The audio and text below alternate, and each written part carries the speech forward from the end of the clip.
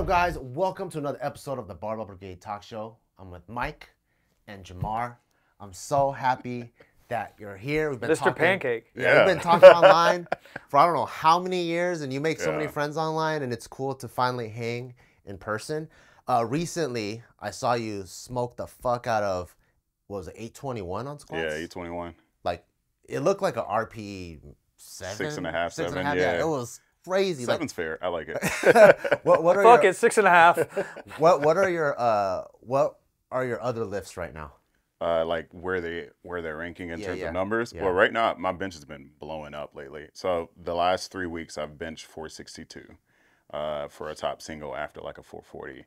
So my goal is to consistently be able to hit 440 because I would love to just hit that on the platform. Yeah. What's the best in meet? The best bench? I've done in the meet, 418, 419. Okay. But again, that's peaks and valleys Sure. from like gaining and losing weight, you know, competing at 83 and then going up to 90, 93, and then going back down to 83. So I haven't really been able to push bench as much as I like. My best deadlift is like 705. How did you get your squat? Like, so you're just born to squat? Or? Nah, you know what I think it is? I really do. Like when I sit here and really think about it and I go back and look at like my early fitness career, as some would say, I'm 33 now. Damn, you're old. I'm 35.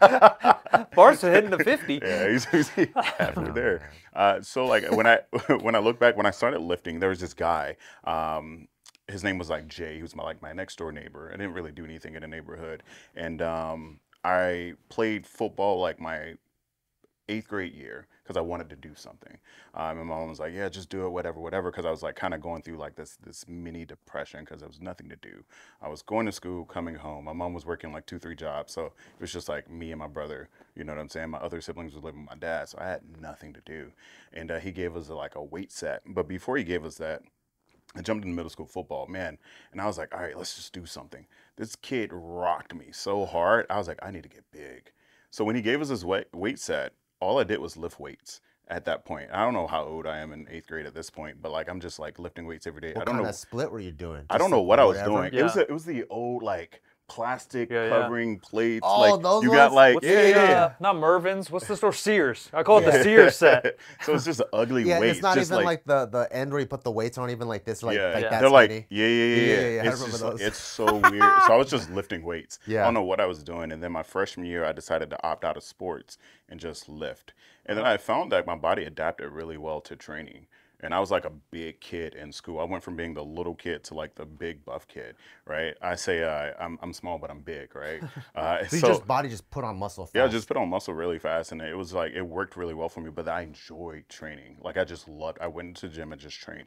But one thing that I found that I did better than most people was squat. Were you squatting as a freshman?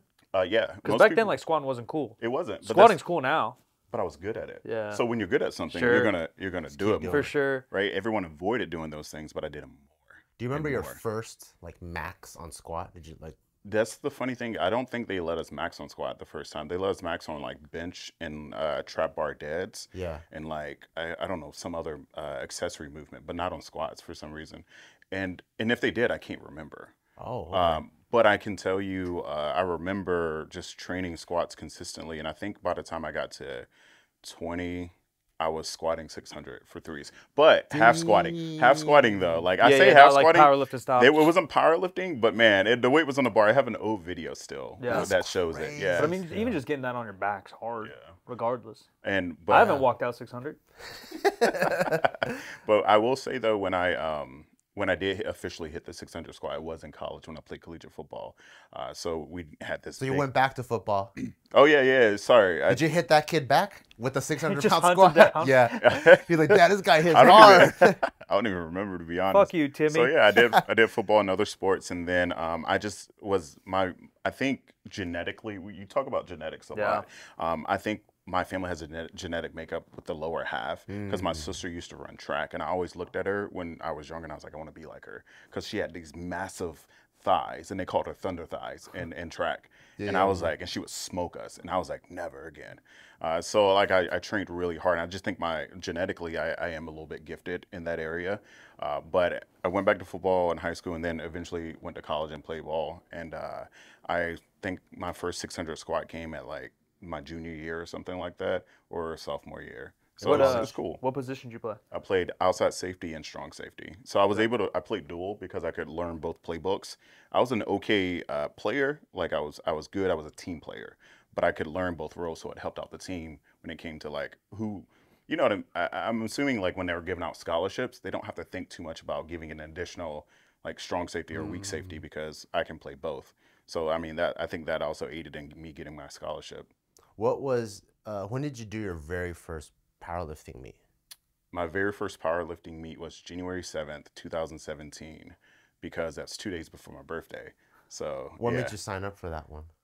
There was a guy at the gym, and you know, I was just in the gym at this point when I came back to like lifting after college and everything, and work life for a couple of years. I just started training in the gym for aesthetics, right? I just wanted to look good, but I always had this like inclination to be strong, and so I always squatted, and I would do like crazy squats. I remember there was this thing where we would squat to like 100, and I would load it up to like 225, 315 pounds, and squat 10 reps, and then do like 10 squats, like air squats, and then like 10 like leg presses or something, and then go back. And if I didn't What get the fuck? and if I didn't get 10 the next time, what, like let's say I got 5 the next time, then that's like 15 total squats, but I have to get 100 squats. So I was training like crazy stuff like that, right? Circuit only legs. Yeah, you know, Who taught you that one? Or you just a bunch made of it up? coaches, like Yeah, a bunch just of old coaches school over time. meathead shit. Yeah, the I OG I coach. still have an old form. I have to find it, but it's like 10 by 10 on squats. It literally says it on the paper. So yeah, that's how I used to train. And then some guy was like, "Hey man, you know, you could break some records." I was like, "What are you talking about?" And he was just like, "Yeah, this is powerlifting thing. It's a sport." I'm like, "It's a sport to lift weights? Oh, that's easy. Like, yeah, sign me up." And that was literally all the idea that I could break records. Yeah. Because I am a big I'm heavy focused on achievements, right? I see myself as a high achiever. I want to achieve, and sometimes I tie my worth and value into achievements. Yeah. So like that rings to me like loud. So when he was like, "Yeah, you know, we can squat some records," I was like, "Bet." And the first meet I did was a USPA meet, and I paid extra money to get tested that meet because I saw that it was untested. Yeah. And the guy was like, "What? You're?" And I was like, No. I need to get tested. Like, I need to let people know. yeah. Because like I was also very like innocent in the mind that I thought steroids was a myth, or PEDs, whatever. I thought it was a myth. I didn't think people really did it, right? Yeah. So when I first got into sport, I was like looking up all these people, and I was like, "Oh, Larry Wills, it's a black guy, looks like me, he's got short hair." You and Larry are the same. Yeah, he's natty for sure. But He's then, man, boy, was I like wrong. They do kind of squat the same. Yeah. Larry's best squat probably 9. Yours 820. Same shit. So after that, I jumped into the meet. I bombed my first squat. So I dive bombed it, like it failed it completely, and I was like, you didn't come up with it? No, I just dropped and didn't get up. And they were like, I think it was like 500 and something pounds. And at this time I was like squatting like 550. So that everyone was like, "What happened?" I was like, "I'm good." Were you nervous or something? Like, Yeah. It was just because of getting back, because at this point I hadn't been on like, a platform or a stage or a field for some years at this point, because college is over. I haven't been in a crowd in a very long time. So team sports are so different. My very first squat different. at my first meet was maybe the most scared I've ever been. yeah. And I've done theater, I've done this kind of bullshit. I've It's played all eyes on basketball. you. Yeah, it's way scarier. Yeah. And the weight's scary. You're already scared of the weight on your back, right? Because you're like, man, this is going to be heavy, this is going to be hard. And then, just like walking out feels scary. My first squat at my first meet was my first squat without a mirror. Because I was the judge to hold one for you? Because I was so used to it at the commercial gym, right? Yeah. And you're like, you see yourself. And I remember the first time I walked it out, I was like, what the fuck do I look at? Like, how do I even know if I'm doing this right? And I remember going down and coming up and going like this. Yeah, and it's the crazy. whole crowd is like, oh. like this guy's about to tear something.